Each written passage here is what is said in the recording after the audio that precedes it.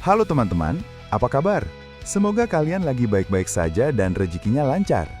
Kali ini, kita bahas yang ringan-ringan tapi penting banget nih, HP 1 jutaan terbaik. Buat kalian yang lagi cari HP baru buat sekolah, kerja, atau sekedar HP cadangan yang nggak bikin kantong ambiar, video ini cocok banget. Gue udah rangkum 7 HP dengan spesifikasi yang mengejutkan di harganya. Ada yang punya layar AMOLED, baterai monster, sampai jaminan update bertahun-tahun. Let's go! 1. Xiaomi Redmi 15C, paket komplit yang susah ditolak. Kalau lo cari HP di harga 1 jutaan yang speknya nggak setengah-setengah, Redmi 15C ini salah satu yang terdepan. Xiaomi emang jago meracik fitur yang biasanya cuma ada di HP lebih mahal. Layarnya gede banget, 6,9 inci dengan panel IPS LCD HD+. Yang bikin nilai plus besar adalah refresh rate 120Hz adaptif, jadi scrolling dan navigasi terasa sangat smooth. Brightness-nya 810 nit juga cukup terang untuk penggunaan dalam ruangan. Untuk performa, dia pakai MediaTek Helio G81 Ultra.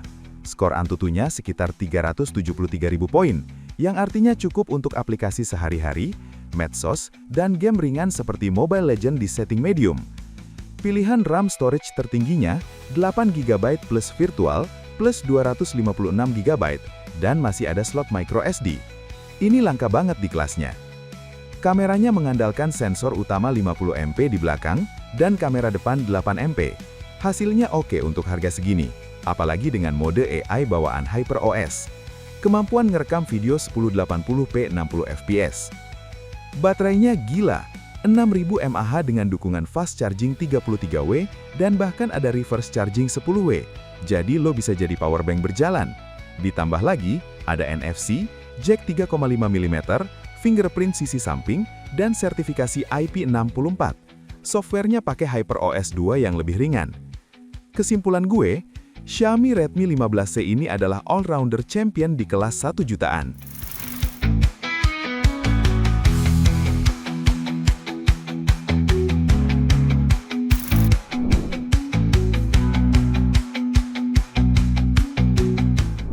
2. Motorola Moto G06 Power, si baterai 7000 mAh yang setia. Nama Power di belakangnya nggak main-main. HP ini punya satu misi, nemenin lo sepanjang hari dan besoknya lagi.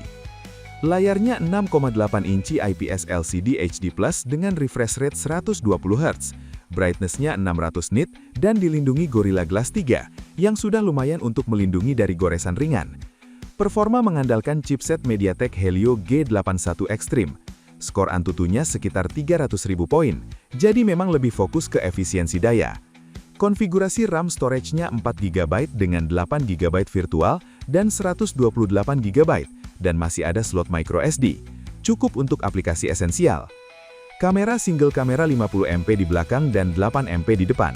Hasilnya standar untuk kelasnya, tapi Motorola biasanya punya warna yang natural. Kemampuan ngerekam video 1080p 60fps. Baterai dan charging, ini adalah raja daya tahan. Kapasitas 7000 mAh, bikin HP ini bisa dipakai 2-3 hari untuk pemakaian normal. Chargingnya 18W, adapter 20W, emang nggak secepat yang lain, tapi ya wajar mengingat kapasitasnya. Fitur tambahan keren, ada stereo speaker dengan Dolby Atmos, suara lebih hidup dan berlapis, NFC, jack 3,5 mm, IP64, dan yang paling manis, dia jalanin Android 15 stok yang bersih dan lancar. Kesimpulan gue, Motorola Moto G06 Power adalah pilihan tanpa tanding kalau prioritas utama lo adalah baterai. Lo dapat 7000 mAh dengan lo bisa lupa cara ngecas setiap hari.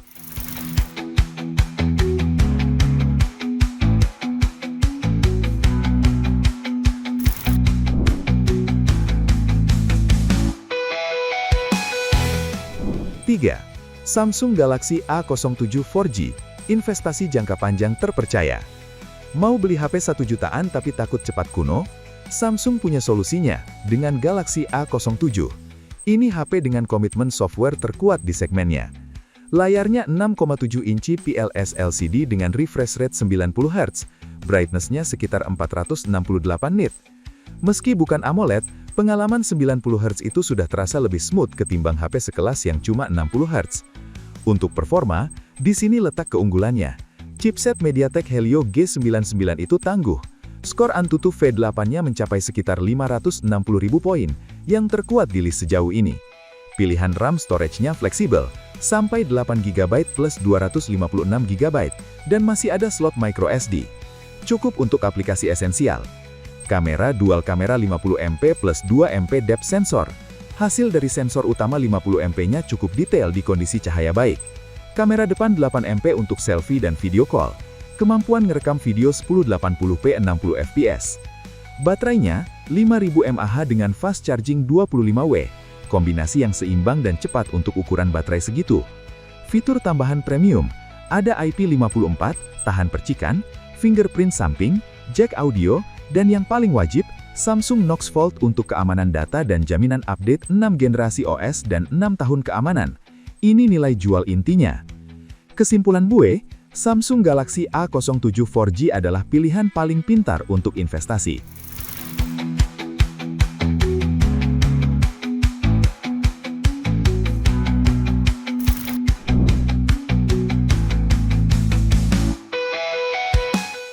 Empat, Infinix Smart 10 Plus, entry level dengan konektivitas lengkap. Ini dia salah satu pesaing ketat di harga paling terjangkau. Infinix Smart 10 Plus punya misi sederhana, kasih pengalaman dasar yang lancar, plus konektivitas yang nggak tanggung-tanggung. Layarnya 6,67 inci IPS LCD HD Plus dengan refresh rate 120Hz dan brightness 700 nit. Untuk harga segini, layar 120Hz itu kemewahan yang bikin interaksi terasa premium. Performanya mengandalkan chipset Unisoc T7250 dengan skor Antutu sekitar 300.000 poin. Konfigurasi RAM storage-nya 8GB plus 8GB virtual, yang sangat generous untuk RAM-nya ditambah slot microSD. Cukup untuk aplikasi esensial. Kamera belakang 8MP yang bisa rekam video 1440p, 2K. Ini cukup unik. Kamera depan juga 8MP. Baterainya 6000 mAh dengan charging 18W. Daya tahan pasti oke banget. Fitur tambahan menarik, ada IP64, NFC, stereo speaker, fingerprint samping, dan yang menarik, dia pakai Android 15 Go Edition dengan kulit XOS 15.1 yang dioptimalkan untuk performa di hardware entry level, jadi dijamin lebih lancar. Kesimpulan gue, Infinix Smart 10 Plus adalah pilihan terbaik untuk first smartphone atau HP kedua yang super terjangkau.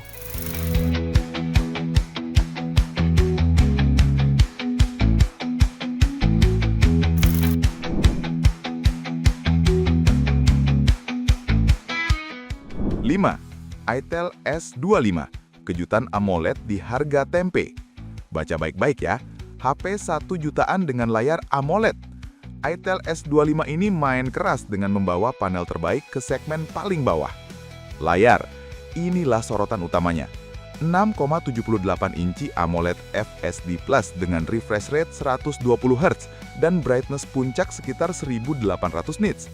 Warna tajam, hitam pekat, dan sangat jelas di luar ruangan. Ini adalah layar terbaik selist ini, tanpa saingan.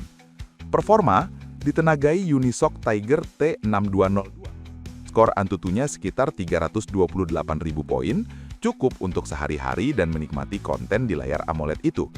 Konfigurasinya 8GB RAM plus 128GB storage dengan slot microSD. Kamera, sensor utama 50MP yang bisa rekam video 2K dan kamera depan 32MP yang lebih dari cukup untuk selfie, rekam video 2K at 30fps. Baterai 5000 mAh dengan fast charging 18W, standar tapi cukup. Fitur tambahan lengkap, ada under display fingerprint, jadi lebih premium, stereo speaker, NFC, IR blaster, dan IP54. Jarang banget HP segini punya fingerprint di bawah layar. Kesimpulan gue, itel S25 punya satu senjata pamungkas, layar AMOLED FSD Plus yang memukau.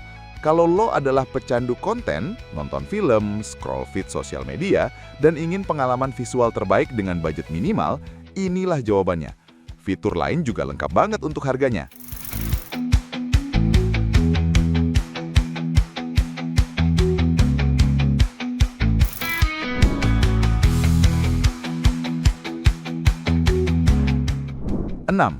Realme P3 Lite, tangguh layaknya tank. Realme nggak cuma jago di spek, tapi juga di ketahanan. P3 Lite ini diklaim sebagai HP paling tangguh di kelas 1 jutaan berkat konstruksi armor shell-nya. Layar 6,67 inci IPS LCD SD Plus 120 Hz dengan brightness 725 nits. Yang menarik ada pelindung MOS level 6 di sini yang tahan goresan lebih baik dari kaca biasa. Performa pakai chipset Unisoc T7250. Skor Antutu SNI 11-nya sekitar 389.000 poin, cukup solid untuk kelasnya. RAM dan storage-nya 4GB plus 8GB virtual plus 128GB dengan slot microSD khusus.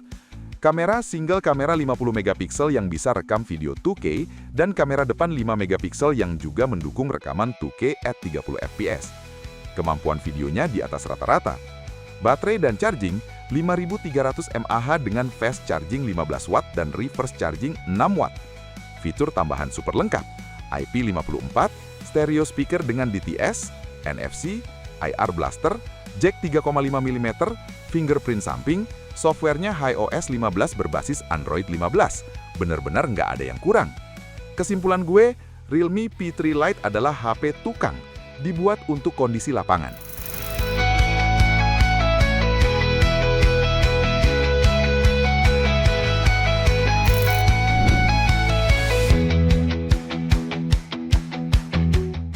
Terakhir, Tecno Spark 40, charger cepat 45W si pemburu waktu. Di kelas di mana charger 18W aja udah syukur, Tecno Spark 40 datang dengan senjata fast charging 45W. Buat lo yang selalu buru-buru, ini solusi. Layarnya 6,67 inci IPS LCD HD Plus 120Hz dengan pengalaman visual yang smooth untuk gaming dan scrolling.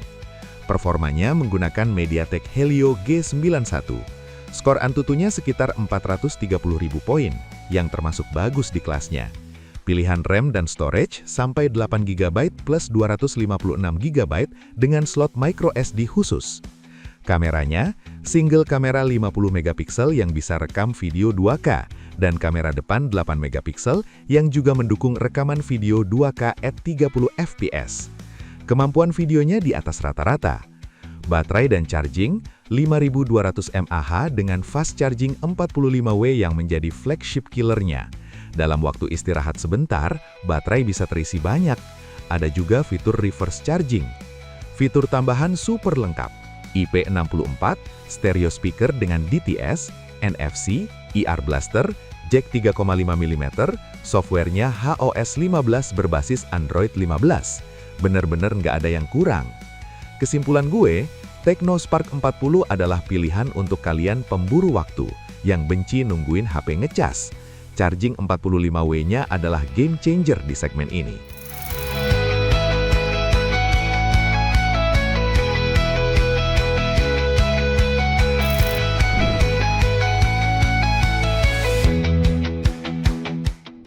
Gimana nih, kira-kira kalian paling tertarik sama yang mana? Tulis di kolom komentar ya. Jangan lupa like dan subscribe buat dapetin info gadget terupdate lainnya. Sampai jumpa di video berikutnya. Peace out!